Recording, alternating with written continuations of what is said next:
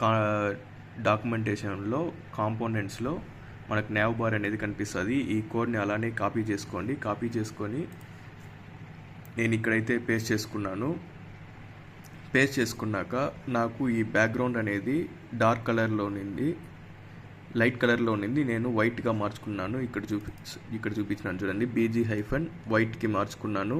And then నాకు ఇక్కడ logo కావాలి కాబట్టి వాళ్ళైతే ఇక్కడ nav బార్ అనేసి టెక్స్ట్ పెట్టినారు. నేను దాన్ని తీసేసి ఇమేజ్ అనేది ఇన్సర్ట్ చేసుకున్నాను. HTML ఇమేజ్ అనేది ఇన్సర్ట్ చేసుకున్నా. నెక్స్ట్ ఇవన్నీ వాళ్ళే ఇచ్చిన్నారు, దాన్ని ఏం మార్చాల్సిన అవసరం లేదు.